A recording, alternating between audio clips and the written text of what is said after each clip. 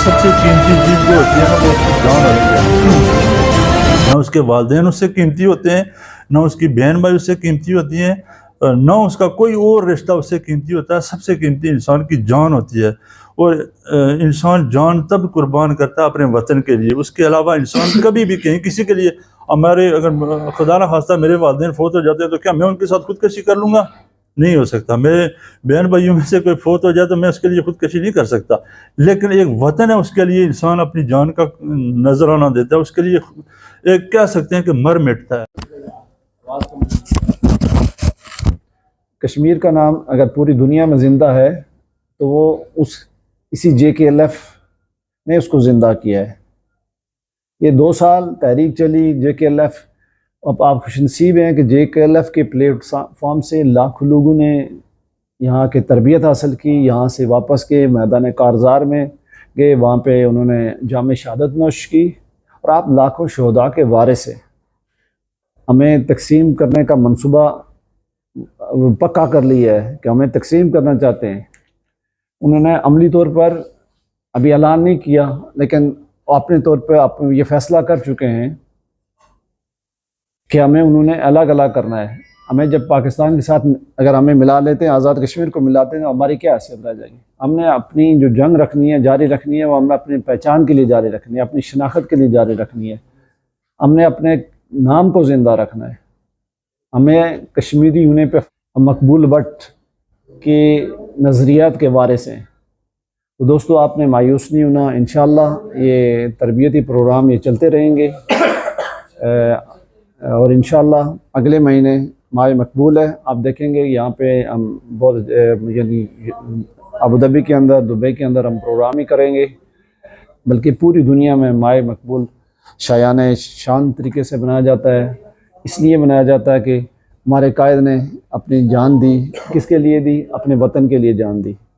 लाखों लोग आते हैं दुनिया में, हम लोग मर जाते हैं, चले जाते हैं, अपनी ज़िंदगी गुजारते हैं, चले जाते हैं, लेकिन वो लोग जिन्होंने कुछ किसी काज के लिए, किसी काम के लिए उन्होंने अपनी जान दी है, उनका नाम हमेशा ज़िंदा रहता है। उसी की जिदोजहद में आज JKLF का सपूत यासीन मलिक तिहाड़ जेल में हमारे लिए, हम कश्मीर की पहचान के लिए, कश्मीर की आज़ादी के लिए, कश्मीर का नाम को ज़िंदा करने के लिए वो पाबंदी सलासिल है। इंसान की जान की कोई कदर कीमत नहीं है। अब मैं इसके बाद गफ्फार शाकिर साहब नेशनल जोन के सबक मजलिस अमला के मेंबर, उनसे रिक्वेस्ट करूँगा कि वो अपने हालात का इज़हार करें।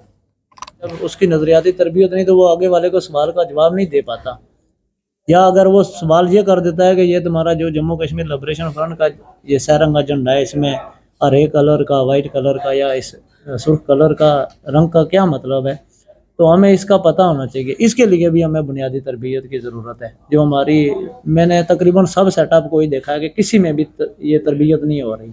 हमें बहुत ज़्यादा अशद ज़रूरत है जो लोग वहाँ पर काम करते हैं, लेकिन असली जो काम करना है वो वहाँ पर जो हमारी SLF काम कर रही है ना, ये सबसे तरबियती नशिस्त वाला काम उनका बनता है। इसलिए कि जब बुनियाद से आदमी को शामिल करके उसकी तरबियत होगी तो वो बंदा जब जम्मू कश्मीर लिबरेशन फ्रंट में जाएगा तो वो अगले बंदे को जवाब देने का इस UAE का हिस्सा बने, और हमें उम्मीद है कि ये सीनियर अहबाब हैं और फील्ड में काम करके आए हैं और काफ़ी अरसा जो है वो तंजीम के साथ जुड़े रहे हैं, तो इनसे भी हमें बहुत कुछ सीखने को मिलेगा। इरादियत के हवाले से जो इंदो पाक की हक़ खुद इरादियत के जो एजेंडा रखा गया है उस पर मैं थोड़ी बात करूँगा। हक़ खुद इरादियत वही है जैसे खुद मुख्तारी जिसको हम बोलते हैं, आज़ादी जैसे हम कहते हैं कि हमें आज़ादी चाहिए और मुझे ये हक़ होना चाहिए कि मैं अपनी आज़ादी से जो है मैं अपनी रियासत की, अपने अवाम जो है वो फ़ैसला कर सके। लेकिन यहाँ जो ये एजेंडा रखा गया है वो इसलिए रखा गया कि ये जो हक़ खुद इरादियत है, जो अक़वाम मुत्तहिदा के यूनाइटेड नेशन ने भी इसका हमें हक़ दिया है, क्या उसको इम्प्लीमेंट किया है कि नहीं हुआ है? इम्प्लीमेंट अभी तक नहीं हुई है। ये 2 हमारे काबज़ मुल्क जो है, हमारी रियासत के ऊपर जो काबज़ है, क्या वो नाम का तो ये बोलते, एक तो बिल्कुल ही वो तो कहता ही नहीं है कि हक़ खुद इरादियत की बात ही नहीं करता, वो तो कहता है कि पूरी रियासत हमारी है। दूसरा जो हमारा, जिसको हम बड़ा भाई समझते थे, हमारे जो बाशिंदा रियासत हैं, वो हक़ खुद इरादियत की बात तो करता है, लेकिन क्या हक़ खुद इरादियत के इम्प्लीमेंट के लिए कुछ अमली इक़दामात उन्होंने किए? नहीं किए। उसकी वजूहात, उसके कसूरवार हम भी हैं। क्या हमें वो हक़ खुद इरादियत हासिल करने के लिए जो अपना हमारा हक़ है, क़ौम मुत्तहिदा ने जो हमें हक़ दिया हुआ है, दुनिया ने ये हमें हक़ दिया हुआ है, क्या उस हक़ को हासिल करने के लिए क्या हम मुनज़्ज़म हमने जदोजहद की है? नहीं की है। हम मुनज़्ज़म एक प्लेटफॉर्म पे बैठे हुए हैं, नहीं हुए हैं।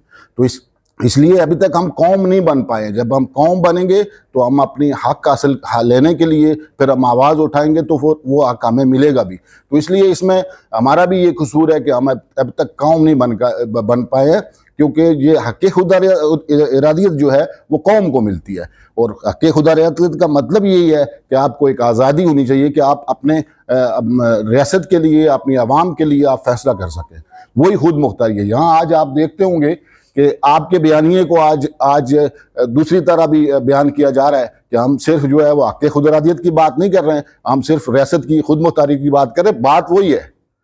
ये आपको मतलब दूसरी बात के पीछे लगा के गुमराह करने की बात है। वही खुद मुख्तारी की बात हम भी करते हैं, दूसरे भी करते हैं, सबका नज़रिया एक है। हक़ खुद इरादियत भी वही है। आपको हक़ मिलना चाहिए ना कि आपने अपनी मर्जी से फैसला करें, तो वही खुद मुख्तारी भी वही है ना। तो इसलिए हक़ खुद इरादियत के लिए हमें जदोजहद करनी है, खुद मुख्तारी के लिए। हक़ खुद इरादियत, इसकी जो सिंपल सी तशरीह है वो ये है, आम फेम। हक़ खुद इरादियत यानी एक इंसान का इरादा क्या है, बिना किसी कदगन के उसके खुद का जो इरादा है। तो हक़ खुद इरादियत जो इस्तिलाह इस्तेमाल होती है बैनुल कौमी सतह पे, वो इनफरादी नहीं बल्कि कौमों के इज्तिमाई इरादे के हवाले से इस्तेमाल की जाती है। तो इसकी बहुत सारी तौजियात व तशरीयात ऑन रिकॉर्ड यूनाइटेड नेशन के चार्टर में भी मौजूद है, और हर मुल्क के कॉन्स्टिट्यूशन में भी इसकी तशरीह मिलती है। बहुत सारे ज़ुमा जो हैं वो इसमें कुछ कन्फ्यूजन पैदा करने की भी कोशिश करते हैं। तो हमें सिर्फ इतनी बात समझ लेनी चाहिए कि हक़ खुद इरादियत की जब बात की जाती है, जब भी ये लफ्ज़ इस्तेमाल होता है हक़ खुद इरादियत, तो उसके माने ये लेना चाहिए कि मुकम्मल तौर पर आज़ादाना राय, यानी खुद मुख्तारी। खुद मुख्तारी वो लफ्ज़ है जो किसी भी इंसान के लिए अगर आप इस्तेमाल करते हैं तो वो मुकम्मल तौर पर आज़ाद होने की हैसियत को ज़ाहिर करता है कि आप किसी शख्स को या किसी कौम को ये हक़ देते हैं कि वो अपना मुस्तकबिल के हवाले से कोई फ़ैसला करे, तो वहीं से उसको खुद मुख्तारी मिल जाती है, उसको मुकम्मल आज़ादी मिल जाती है कि वो जो चाहे फ़ैसला करे। तो जो चाहे फ़ैसला करने का जो मतलब है, उसको इस अंदाज़ में अगर कहें तो आप उसको हक़ खुद इरादियत कहेंगे, या फिर आप अगर दूसरे एंगल से उसको कहें तो आप उसके हक़ खुद मुख्तारी कहेंगे। तो इसमें कोई दो राय नहीं है कि हक़ खुद इरादियत जो है वो इसके शायद कोई और माने हों, इसका हरगिज़ ये मतलब नहीं है। जो रियासत जम्मू कश्मीर के तनाज़े का जो पस मंज़र है, उसमें चूँकि इस तनाज़े के अंदर बहुत सारे 2-3 फ़रीक हैं। फ़रीक अव्वल तो हम खुद हैं, लेकिन जो दूसरे 2 फ़रीक हैं वो फ़रीक कैसे हैं? वो फ़रीक उस वक्त बने जब उनकी अफवाज हमारे मुल्क के अंदर दाखिल हुई, और ये जो इशू है, ये जो तनाज़ा है, ये दुनिया के सबसे बड़े प्लेटफॉर्म यूनाइटेड नेशन में पहुंचा। तो वहाँ पे जो लेके गया और जिसको जवाब तलबी के लिए वहाँ तलब किया गया, वो दोनों जो कुव्वतें थी या जो फ़रीक थे, वो उस वक्त इस वजह से इसके फ़रीक बने इस तनाज़े के, चूँकि उनकी अफवाज हमारे मुल्क के अंदर थी। तो ये हरगिज़ इसका मतलब ये नहीं है कि हमने कोई किसी को फ़रीक बनाया हुआ है अपनी तरफ से। या JKLF ने किसी को फरीक डिक्लेयर किया हुआ है, ऐसा हरगिज़ नहीं है। और दूसरे मानों में हम यूं भी कह सकते हैं कि हमारे तनाज़े का कोई भी फरीक नहीं है, हमें सिर्फ और सिर्फ आज़ादी चाहिए। इसमें भी ये बात भी, यानी ये जुमला, ये सेंटेंस भी बिल्कुल दुरुस्त है अपनी जगह। लेकिन चूंकि जब ये तनाज़ा या ये जो इशू है बैनुल अक़वामी फोरम पे जाएगा, वहाँ पे जब इस पे डिस्कशन होगी तो वहाँ पे डिस्कशन में लामाला वो दोनों फरीक भी आएंगे, क्योंकि उनका वहाँ पर कब्जा है या उनकी आर्मी, उनके जो फोर्सेस हैं वहाँ पर मौजूद हैं, वो उसको रूल कर रहे हैं, वो उसको चला रहे हैं, उसको कंट्रोल कर रहे हैं, तो उनको भी बुलाया जाएगा। तो जिनको बुलाया जाता है वो फरीक ही होते हैं। इस एतबार से अपनी ड्यूटी समझते हैं लोगों को कंफ्यूज करना, लोगों में इस तरह की चीज़ें उनको मुंतशिर कर, तहरीक से दूर करना, चाहे दानिस्ता या ना दानिस्ता, वो ऐसे अमल का हिस्सा बन रहे हैं। लिहाजा अब सभी दोस्तों को इस बात पे कोई शक व शुबे की ज़रूरत नहीं होनी चाहिए कि आके खुद इरादियत का मतलब क्या है। आपको दुनिया भर की जो डिक्शनरीज़ हैं उनमें आप सेल्फ डिटर्मिनेशन लिखें तो उसकी तशरीह आपको मिलेगी कि इसका क्या मतलब होता है। तो किसी भी डिक्शनरी में इंडिया और पाकिस्तान का नाम नहीं है। आके खुद इरादियत का मतलब है मुकम्मल खुद मुख्तारी। आपकी मुकम्मल खुद मुख्तारी है, मुकम्मल तौर पर आज़ाद हैं अपने मुस्तकबिल का फ़ैसला करने के लिए। इंडिया ये केस लेकर गया था और सबसे पहले जो यूनाइटेड नेशन ने एक मुफस्सल और जामे करारदाद पास की थी, उसमें ये दोनों मुल्कों ने बशमूल यूनाइटेड नेशन, जब हम यूनाइटेड नेशन की बात करते हैं तो इसका मतलब है पूरी दुनिया, क्योंकि उसमें पूरी दुनिया की नुमाइंदगी होती है। तो पूरी दुनिया ने बशमूल हिंदो पाक ने ये एक्सेप्ट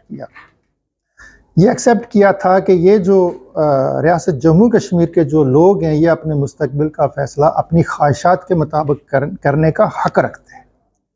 तो अपनी ख्वाहिशात के मुताबिक फ़ैसला करने का हक़ जो है वो वही होता है खुद मुख्तारी। आप खुद मुख्तार होंगे तो कोई भी फ़ैसला करने की पोजीशन में होंगे। जब आप खुद मुख्तार हैं ही नहीं, आप पर पाबंदियाँ कि आपने यही करना है, या तो आपने कमर साहब के साथ जाना या आपने ज़हूर साहब के साथ जाना है, तो फिर आपको ये आके खुद इरादियत नहीं है, ये आपको हक़ नहीं मिला। आप पर पाबंदी लगा दी गई है कि आपने या ये रास्ते का इंतखाब करना है या इस रास्ते का इंतखाब करना है। लेकिन आके खुद इरादियत उस वक्त सही मानों में इम्प्लीमेंट होगा जब आप मुझे ये हक़ देंगे कि मेरी मर्जी है, मैं जो चाहे करूं।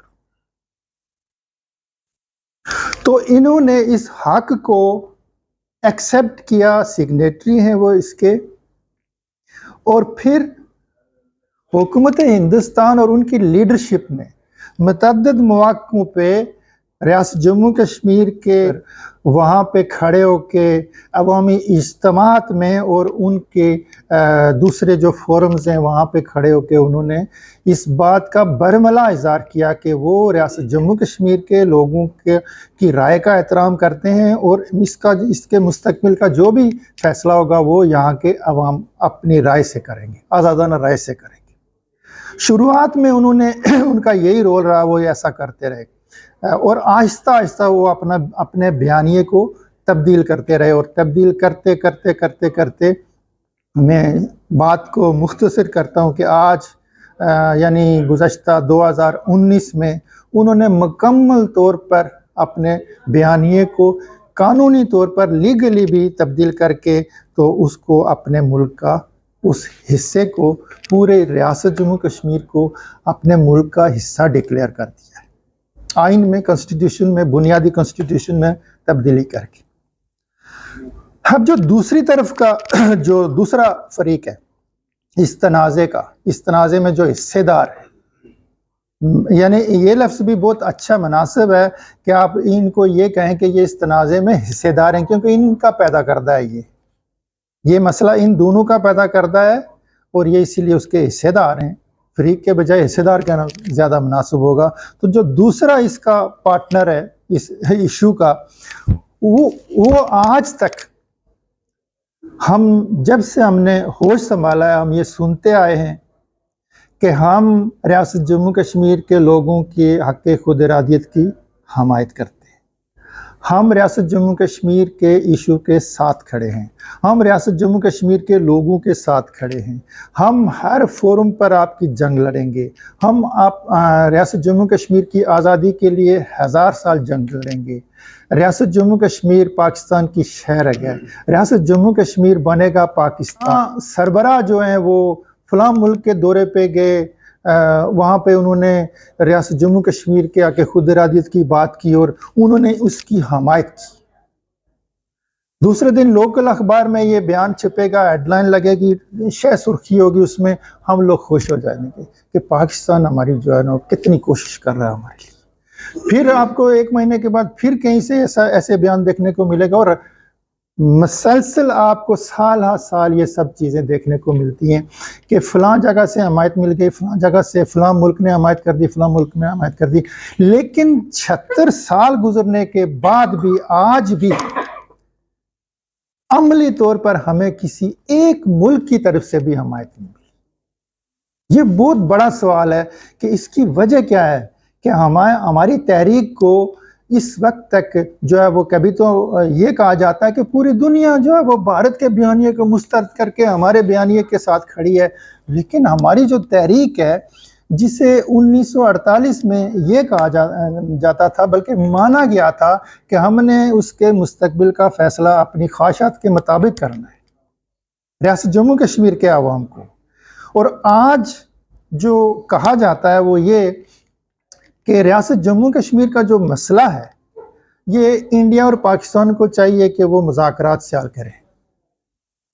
तो मेन जो 2 चीज़ें हैं 76 साल में जो तब्दीली आई है इसमें वो यही आई है कि 76 साल पहले कहा गया कि हम सब खुद हमें ये हक हासिल है फैसला करने का, और 76 साल के बाद जो है ये कहा जा रहा है कि इंडिया और पाकिस्तान दो तरफा बाहमी मुज़ाकरात से इस मसला को हल करेंगे।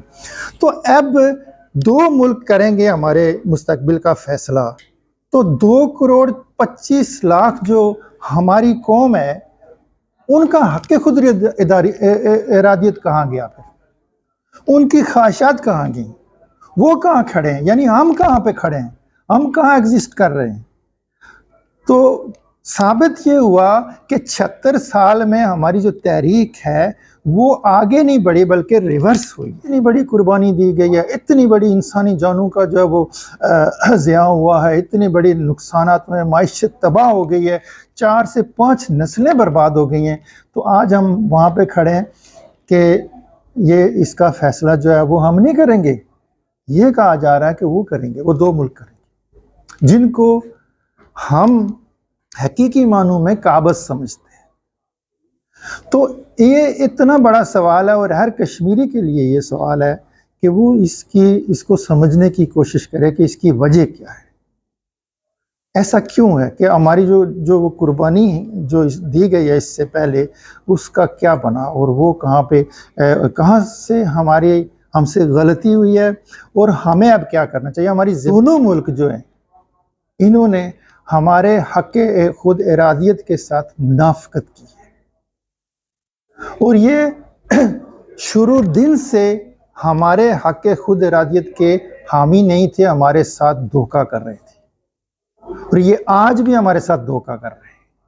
और सबसे बड़े सितम की बात यह है कि वो जो जिन पर आप सब लोग या हमारे जुमा, हमारे अकरबा, हमारे रिश्तेदार, हमारी फैमिलीज़, हमारे कबीले, हमारे इलाके के लोगों को लीडर बनाकर सामने लाते हैं और उनको असम्बलीज़ में भेजते हैं, सबसे बड़े जो है वो मक्कार और दुश्मन हैं हमारे मुस्तकबिल के, हमारी नस्लों के मुस्तकबिल के, जिनके ज़रिए से हमारे मुल्क के ऊपर गैर रियासती जो हुक्मरानी कायम है दोनों तरफ। ये जो हकीकी मानों में हक़ खुद इरादियत किसी भी कौम के हक़ खुद इरादियत की हमायत करने का जो तरीक़ाकार है वो क्या है। तो दोस्तों आज से कई अशरे पहले एक मुल्क था, अभी भी है, अलजायर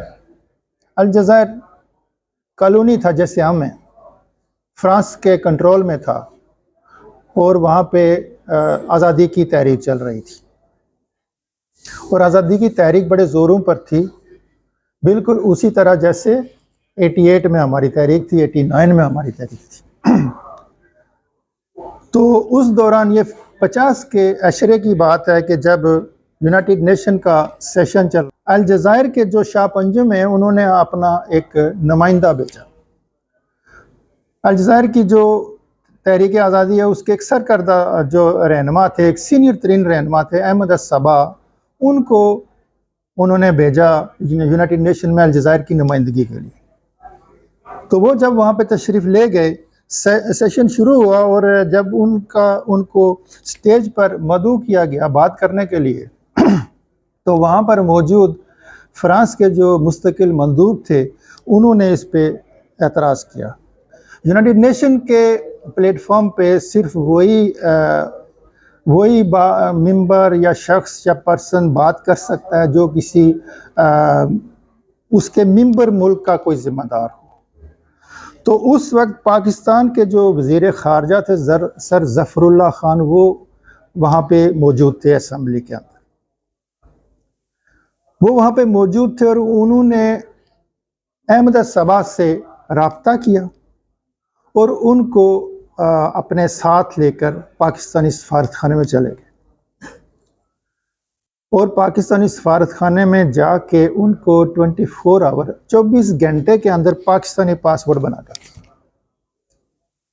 उनको पाकिस्तानी नेशनलिटी दी गई और उनको पाकिस्तानी पासपोर्ट जारी किया गया। और दूसरे दिन, उसी सेशन के दूसरे दिन, अभी 24 घंटे भी पूरे नहीं हुए थे, तो उसी दूसरे दिन उस सेशन में जो बेंचेस थे, पाकिस्तान का जहाँ स्टाफ बैठा हुआ था, अहमद सबा वहाँ से उठकर उन्होंने अपने कौमी हक़ खुद इरादियत के हक़ में, हमायत में वहाँ एक स्पीच दी, एड्रेस किया और अपने कौम की नुमाइंदगी की, अलजायर की, अपने हक़ खुद इरादियत की डिमांड की और पूरे वहाँ के जो असल हक़ाइक़ थे, जो तारीख़ थी, उसको वहाँ जनरल असम्बली में बयान किया।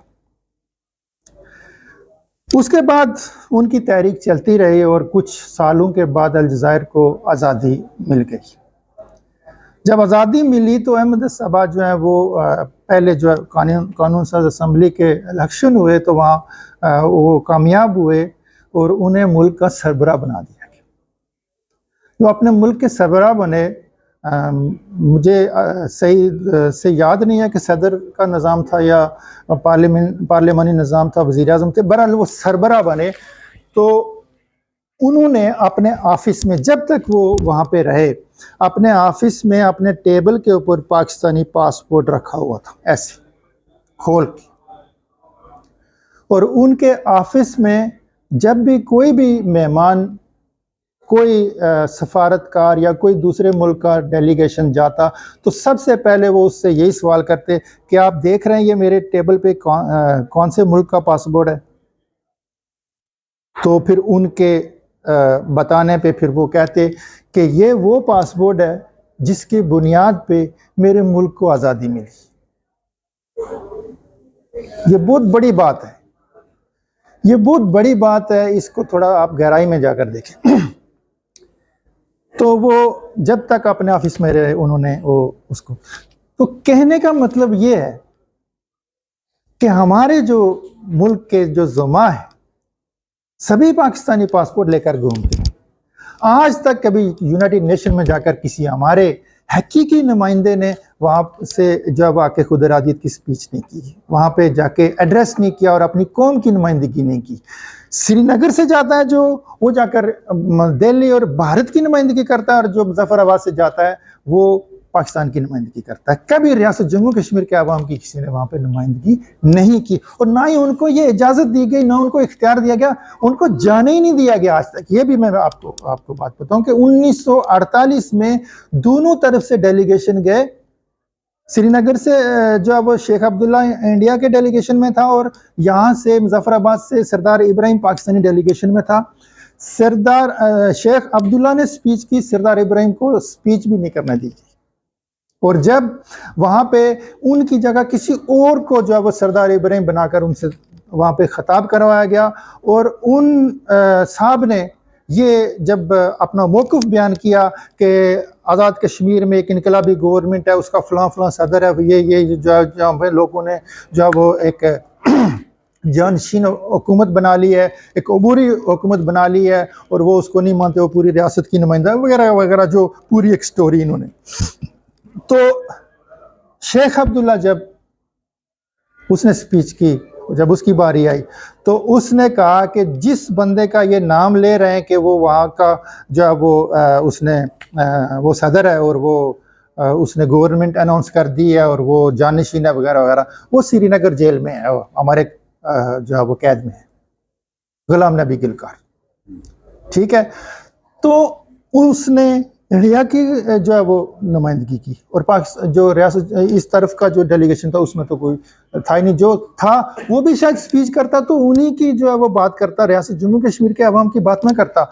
तो मैं फिर अपने पॉइंट की तरफ आता हूँ, थोड़ा सा हट गया था कि जो हक़ खुद इरादियत है हकीकी मानों में, अगर किसी कौम के हक़ खुद इरादियत की हमायत करनी हो अमलन, तो वो यूँ की जाती है जैसे मुमलकत पाकिस्तान की ज़िम्मेदारान ने अलजायर की थी। लेकिन अफसोस के साथ कहना पड़ता है कि 76 बरसों से हम सब के साथ धोखा हो रहा है, और ये हम आंखें बंद करके इस धोखे को कबूल कर रहे हैं कि ये आज भी जो है वो एक सुहाना ख्वाब है। हम अपने अपने कामों में लगे हुए हैं, बस पाकिस्तान कर लेगा ना वो खुद ही, तो किसी को क्या ज़रूरत पड़ी है, उनको अपना जो है वो इतनी मुश्किलात का सामना है, और उनको क्या पड़ी है कि वो आपके लिए, आपके खुद इरादियत के लिए, और हमारा भी तो कोई इस तरह का करैक्टर, कोई किरदार सामने नहीं आया है। तो हक़ खुद इरादियत के हवाले से जो रियासत जम्मू कश्मीर के जो लोग हैं, जो हमारी जो कौम है, जो नेशन है, उसके साथ बहुत धोखा हुआ है, और हक़ खुद इरादियत के लिए आज तक हमें पाकिस्तान समेत दुनिया में कहीं से भी कोई जो है वो हमायत नहीं मिली। इसलिए नहीं मिली कि हमारी नुमाइंदगी मौजूद नहीं है कहीं भी। जब कोई हमारी तहरीक, कोई तंजीम, कोई ऑर्गेनाइजेशन जो है वो फैलने फूलने लगती है, मुनज़्ज़म होने लगती है, तो जो अपने पहाड़ी में कहते हैं ना, दराटियाँ लेके हम बैठे होते हैं उसके काटने के लिए, उसको खुद तकसीम कर। आज तक हमने अपनी तंजीमों को खुद जो है वो जुड़ने नहीं दिया, जो है वो मुस्तहकम नहीं होने दिया, स्टेबल नहीं होने दिया, और दावे से, वो बड़े धड़ल्ले से जो है वो उसको काटते हैं, उसको तोड़ते हैं, और उसका जो है वो जश्न भी बनाते हैं कि हमने तोड़ दिया, अब हमारे साथ इतने आदमी और उनके साथ इतने आदमी। लेकिन क्या इन सारे हालात में आम आदमी की कोई जिम्मेदारी नहीं है? आखिरी बात कहकर मैं आपसे इजाज़त चाहूँगा कि देखें, अल्लाह ताला ने इंसान को दुनिया में किस लिए भेजा है। पहली तो ये बात, पहला जो है कि वो अशरफुल मखलूक़ात क्यों है। अशरफुल मखलूक़ात इसलिए है कि अगर ये अशरफुल मखलूक नहीं होता तो हैवान होता। हैवान में और इंसान में बुनियादी तौर पर एक फ़र्क है, जिस वजह से ये अशरफ है और वो हैवान है। ये अशरफ इसलिए है कि ये दूसरों का दर्द महसूस करता है। आपके पास एक आदमी बैठा है, उसके सर में दर्द है, तो आपको फील होगा कि यार ये इसको कितनी तकलीफ़ हो रही होगी, और आप उसको, उसकी मदद करने की कोशिश करेंगे या जो भी होगा, लेकिन फील ज़रूर होगा। हैवान को फीलिंग नहीं होती। ये फ़र्क इंसान और हैवान में। और आगे जब हम इससे आगे बढ़ते हैं दूसरे फेज़ में, कि आपको कितने लोगों का दर्द है, कौन सा इंसान कितना बड़ा अजीम है, इसका पैमाना क्या है, किस स्केल से माप करेंगे, मेजरमेंट करेंगे कि ये कितना बड़ा इंसान है, सिर्फ और सिर्फ इस बुनियाद पे कि ये कितने लोगों का दर्द रखता है। आज तक दुनिया में जो बड़े नाम बाकी रहे हैं और जो आगे क़यामत तक रहेंगे, उनका आप, उनके किरदार को आप स्टडी करें, मुताला करें, तो आप इस बात से 100% इत्तेफाक करेंगे कि फ़र्क सिर्फ ये है कि जिसने जितने बड़े ज़्यादा तादाद में लोगों के भले का काम किया, उसके लिए सोचा, उसके लिए स्ट्रगल की, उसका उतना बड़ा नाम हुआ तारीख़ में और क़यामत तक रहेगा। और उसमें सर फ़हरिस्त हमारे नबी पाक सल्लल्लाहु अलैहि वसल्लम क्यों हैं? हम उनका नाम लेते हैं, हाथ चूमते हैं, एहतराम करते हैं, सारी बात करते हैं। कभी ये समझने की कोशिश की कि उनका नाम क्यों सबसे ऊपर है और क्यों क़यामत तक रहेगा और क़यामत के बाद नहीं रहेगा, क्यों रहेगा? क्या हमने ये बात सोचने की कोशिश की है कभी? सिर्फ और सिर्फ इसलिए कि वो वाहिद ऐसे इंसान है, आप सल्लल्लाहु अलैहि वसल्लम वाहिद ऐसे इंसान हैं जो कायनात में सबसे ज़्यादा इंसानों और हैवानों और तमाम जो कायनात में जो चरिंद परिंद हर एक चीज़ की का दर्द उन्होंने महसूस किया और उसके सेफ्टी के लिए, उसकी हिफाजत के लिए जदोजहद भी की और तबलीग भी की। तो यहाँ से आपको अपना किरदार चुनने का मौका मिलता है उनके इस्वाए हुस्ना को देखते हुए कि मैं कितने लोगों के भले के लिए काम करता हूँ। क्या मैं अपनी फैमिली के 4 या 5 लोग मेरे घर में हैं, मैं उनके लिए अपनी पूरी ज़िंदगी की एक वक्फ करके और बस नौकरी में लगा हूँ, बस उनको ये काफ़ी है? या मैं अपने मोहल्ले के लिए भी सोचूं, उससे थोड़ा बाहर निकल के तो मैं और बड़ा हो जाऊंगा। जब मैं अपने मोहल्ले से निकल के अपने गांव, अपने शहर के लिए सोचूंगा, उनके लिए सोचूंगा मेरा शहर कैसा होना चाहिए, बाकी दुनिया के शहर कैसे हैं, मेरी सड़कें कैसे होनी चाहिए, तो मैं और मेरा जो है वो किरदार बढ़ जाएगा, मेरी सोच बढ़ जाएगी, मेरी फीलिंग बढ़ जाएगी। और ये भी आप जो दीन की यहाँ पे इल्म रखते हैं वो मेरी बात से इत्तेफाक करेंगे कि इस उम्मत को ये भी एहसास हासिल है कि जो पहली कौमों को नहीं था कि आप सिर्फ इरादा करते हैं, आप सिर्फ किसी अच्छे काम का इरादा कर लेते हैं, आपका सवाब लिख दिया जाता है अगर नेक नीति के साथ। पहली कौमों में ये नहीं था, वो जब तक कुछ अमल होता नहीं था उनके सवाब नहीं लिखे जाते थे और बुराई की नीयत करने से, इरादा करने से बुराई लिख दी जाती थी। इस आखिरी उम्मत को हुजूर पाक की दुआओं के नतीजे में ये एजाज़ हासिल है कि आप गुनाह जब तक प्रैक्टिकली करेंगे नहीं, आपको गुनाह नहीं मिलेगा, और जब नेकी का इरादा ही कर लेंगे, अमलन नहीं भी की, तो आपको उसका सवाब मिल जाएगा। तो आप के सामने सबसे जो बड़ा एक मकसद जो है वो है जिसके लिए आप सोच सकते हैं, इरादा कर सकते हैं, वो है आपकी नेशन जो नस्ल दर नस्ल जो तबाह बर्बाद हो रही है। आपके मुल्क में इतने बड़े रिसोर्सेज हैं, इतने बड़े ज़राए हैं जो कि आपके अगर कंट्रोल में हों, आपके अपने लोगों के पास हों, आपके अपने पास हों, तो आपको ये दियारे गैर में आके एड़ियाँ रगड़ने की ज़रूरत नहीं है। आपको अपने प्यारों के बगैर यहाँ पे ज़िंदगियाँ गुजारने की ज़रूरत नहीं रहती। आपको अपने जो है वो बच्चों के बगैर, अपने वालिदैन के बगैर ये जो हिजर फराक बर्दाश्त करने की ज़रूरत नहीं पड़ती। लेकिन इसके लिए एक बहुत बड़ी जदोजहद की ज़रूरत है, एक पूरी इज्तमाही जो है वो काविश होगी, तब ये इसमें तब्दीली आएगी। लेकिन अगर जब तक ऐसा नहीं हो सकता तो कम से कम उसको मुनज़्ज़म करने के लिए जो काम हो रहा है उसमें तो आप सब लोग अपना हिस्सा डाल सकते हैं। अपनी तरजीहात में इसको सबसे सरे फरिस्त रखें। देखें, एक महीने में आपको कंपनी में अगर 2 छुट्टियां मिलती हैं तो उस छुट्टी में आप कैरम बोर्ड खेल के भी छुट्टी गुजार सकते हैं, आप लूडो खेल के भी गुजार सकते हैं, आप ये भी कह सकते हैं मुझे कपड़े धोने हैं, मेरे मुसफ़े से मेहमान आ गए हैं जी, मैं आज वो वक्त नहीं रुकता। लेकिन कल को जब आपकी ये एक ज़िंदगी जो आपको अल्लाह ताला ने दी है, एक बार नहीं, तो आप किसी ऐसे मोड़ पे जाके खड़े हो जाते हैं जब आपको समझ आ जाती है कि मैंने क्या किया ये पूरी ज़िंदगी, लूडो खेलता रहा। आजकल तो ऑनलाइन लूडो चल रहा है, ड्यूटी पे भी खेलते रहते हैं। तो इसलिए आप तमाम अहबाब से ये गुजारिश है कि ये अपना दीनी फरीज़ा भी समझें। आप ये मैं पूरे वसूख और यकीन के साथ कहता हूँ कि हमें मरने के बाद इसका हिसाब देना पड़ेगा। ये आपका जो मुल्क है इसको जन्नत का नाम दिया गया है और तारीख में हर दौर में इसे जन्नत कहा गया है। तो आपको जन्नत का वारिस बनाया गया है, तो आपकी जन्नत का ये आलम है, तो क्या उसके बनाव सिंगार के लिए, उसके तहफ़्फ़ुज़ के लिए, उसकी सेफ्टी के लिए, उसको गैरों से छुड़ाने के लिए क्या हमारी कोई जिम्मेदारी नहीं बनती दीनी, अखलाकी, इंसानी? तो उसके लिए अब यहाँ पे एक दोस्त ने कहा था कि हम यहाँ से क्या कर सकते हैं। पहले उन्होंने खुद ये भी कहा था, वहाँ जो बैठे हुए थे, कि तरबियती अमल की बहुत अशद ज़रूरत है। ये खुद तस्लीम किया उन्होंने कि तरबियती अमल से तो इंसान पूरी ज़िंदगी सीखता रहता है, इल्म कभी मुकम्मल नहीं होता, तो वो तो हर दौर में इसकी ज़रूरत रहती है। और साथ ही कहते हैं कि हम यहाँ से क्या कर सकते हैं, सिर्फ माली मावनती कर सकते हैं, यानी दोनों मुतज़ाद बातें हैं। हम यहाँ भी तरबियती काम कर सकते हैं और हम कर रहे हैं। तरबियती काम एक रूम में बैठकर भी हो सकता है। वाजिद साहब अपने कमरे में वीकेंड पे 4, 6, 7, 8, 10 लोगों को वहीं पे बुला के यानी गपशप के अंदाज में ही बहुत सारी इल्मी बातें बता सकते हैं। तो ये भी काम है ना, फी सबीलिल्लाह। और ये सदका जारिया भी है।